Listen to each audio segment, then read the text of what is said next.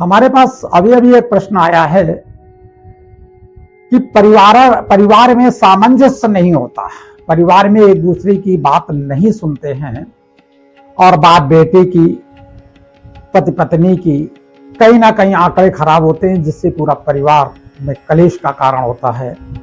व्यवहार दो लोगों में खराब होता है, परिवार पूरा डिस्टर्ब होता है। ऐसी स्थिति में परिवार के साथ कैसे तालमेल रखा जाए, ये प्रश्न आया है और बहुत अच्छा प्रश्न है।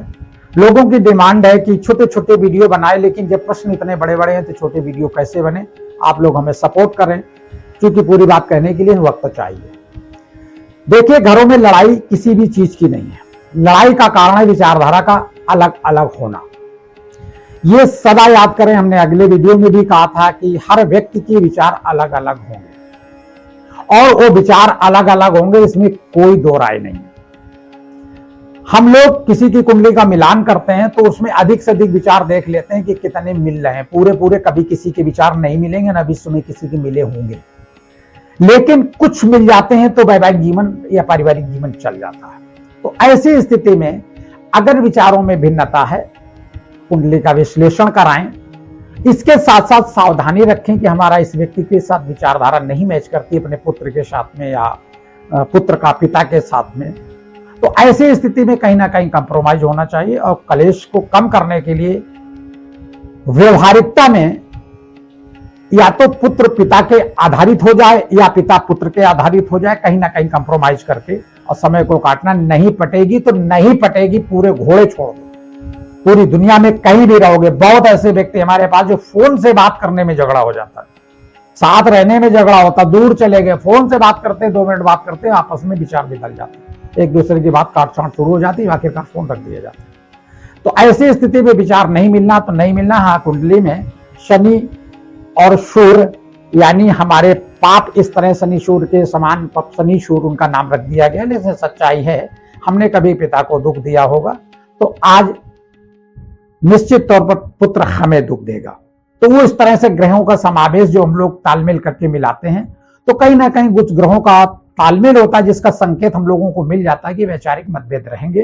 तो वैचारिक मतभेद के कारण आप सदा याद रखें कि या तो उनको अपने व्यापार से अलग करें, उनका व्यापार अलग डालें, या अपने व्यापार में शामिल करें तो आप व्यापार से अलग हो जाएं, दूर से गाइड करें, या समय रहते जब आप ओवर एज होने लगे तो आप उनको व्यापार सौंप दें। उनका अपना कार्य करने का तरीका अलग होगा, क्योंकि उनकी शैली अलग, उनकी विचारधारा अलग है। लेकिन ऐसे में देखा जाता है कि व्यापार चौपट होने लगता है, लड़का बात नहीं मानता, अपने स्तर से चलाता है, अनुभव नहीं होता मार्केट का, लेकिन फिर भी बात नहीं मानता है, लेकिन फिर भी कंप्रोमाइज करना पड़ेगा। ये निश्चित तौर पर उसमें झगड़ा, फसाद, इन चीजों से काम चलने वाला नहीं है। कहीं ना कहीं विचारों में सामंजस्य करना ही होगा। नहीं होगा तो झगड़ा न करके उनकी व्यवस्था अलग कर दी जाए, उनको व्यापार अलग दे दिया जाए और उनसे रास्ता बता दी जाए। और सदा बताते रहना चाहिए माता पिता को कि आप काम ऐसा करें। वो भले ना माने, वो मानेगा नहीं, आपको जवाब भी देगा, आपका निरादर भी करेगा, लेकिन अपनी बात, क्योंकि गार्जियन हो, पुत्र को पैदा किया है, पुत्री को पैदा किया है, तो आपको यह अनादर सहन करना पड़ेगा। आपको सदा कहना पड़ेगा बेटा ऐसा काम नहीं करना। वो नहीं मानेगा, वो जरूर करेगा।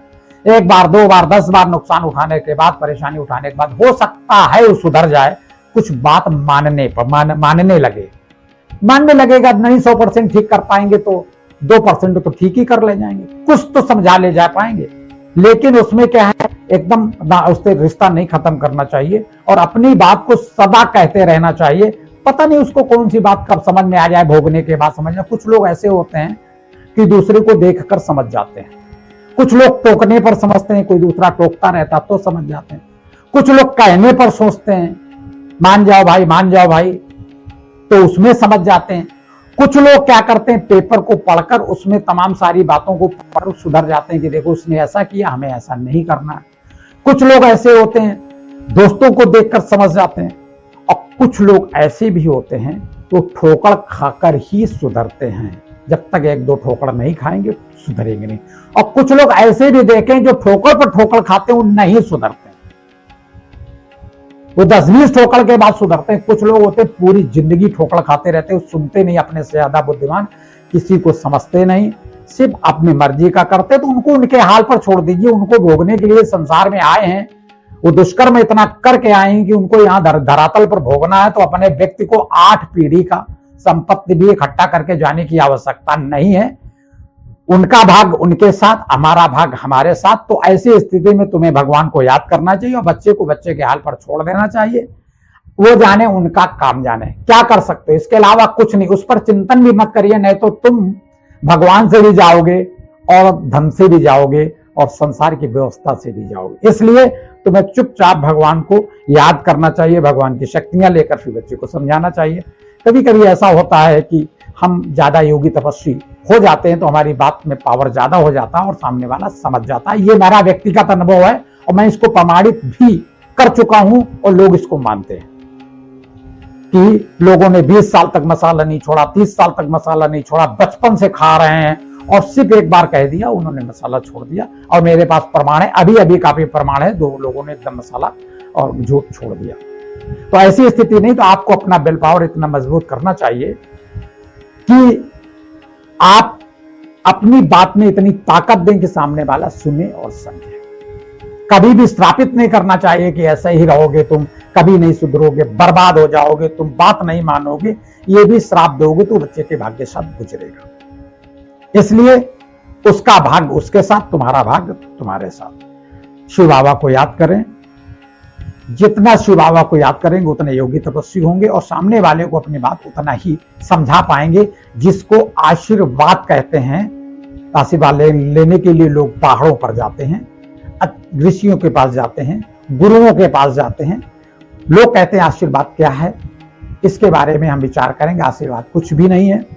आशीर्वाद जो सामने वाला योगी तपस्वी बोल दे और उस बात को तुम धारण कर लो, समझ लो आशीर्वाद तुम्हारे लग गया।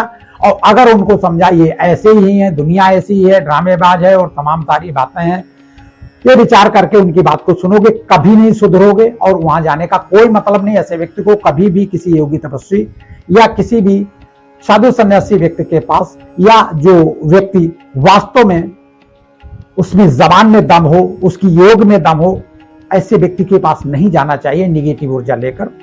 आप भोग रहे हैं, भोगने दीजिए, जबरदस्ती किसी को लेकर भी न जाएं, खुशी से जाएं। अगर वो बात को फॉलो करे तब तो आशीर्वाद लगेगा, नहीं तो उस गुरु की भी बदनामी होगी कि हम वहां गए थे, हमारा कुछ भला ही नहीं हुआ। बहुत लोग हमारे पास आते हैं, आने के बाद फैक्ट्री बंद, काम कारोबार बंद, इसके बाद भी लोग आते हैं और कहते हैं पंडित जी बंद, तो हम कहते हैं एक बार फैक्ट्री अपनी दिखा लो भाई। तो इसके बाद फिर वो सोचने लगते हैं कि पंडित जी की फीस है, वो देना है, कुल मिला के अपना विचारधारा करके चले जाते हैं। लेकिन लौट के आप खबर करते हैं कि पंडित जी आपसे आपके दरवाजे से आए, कुछ ठीक होने लगा है आने से ही। क्योंकि बात में दम है, जाओ ठीक है, धीरे धीरे करिएगा, सब ठीक होगा। इस तरह की विचारधारा से बात कही जाएगी, व्यवहार किया जाएगा तो कुछ फल उसको जरूर मिलेगा। ये मेरा व्यक्तिगत अनुभव। तो कभी भी बच्चों को गलत शब्दों से नवाजे नहीं, कभी भी उनको आशीर्वाद ना दें, क्योंकि इसी मुख से दीर्घायु भव का हम अपने बच्चों को आशीर्वाद देते हैं और इसी मुख से हम कह दें मर जाओ जाके, सारी जिंदगी रिक्शा चलाओ, ये भी अपने मुख से कहते हैं। ये भी श्राप लगता है। माताएं और पिता जितने हैं, भाई जितने हैं, सब लोग इस चीज को समझें कि हम जो भी बोलेंगे ये बच्चे को श्राप लगेगा, इसमें कोई दो राय नहीं। और आप चेक कर लें, घर में सबसे ज्यादा श्राप होते हैं, सब एक दूसरे को गलती बोलते रहते हैं, तुम ऐसे हो, तुम वैसे हो, तुम वैसे हो, वैसा ही हो जाता है। आजकल देखते हैं कि छोटे से बच्चों को बड़ी बड़ी मूछें बना देते हैं बर्थडे में और तमाम टेढ़ा मोड़ा मुंह करके पिक्चर खिंचवाते हैं।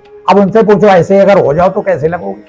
भगवान ने ठीक ठाक बनाया, तो ड्रामा क्यों करते हो तुम लोग?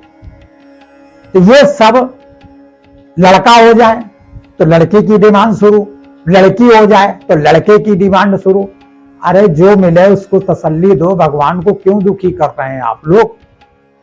कुछ अपने मन से कुछ तो खुश हो, भगवान का प्रसाद पाके कुछ तो तसल्ली दो, उसको धन्यवाद दो। चलो बाबा को याद करें, शिव बाबा को, और सदा योग अवस्था में रहें। निश्चित है भाग्य बनेगा। बाबा शिव।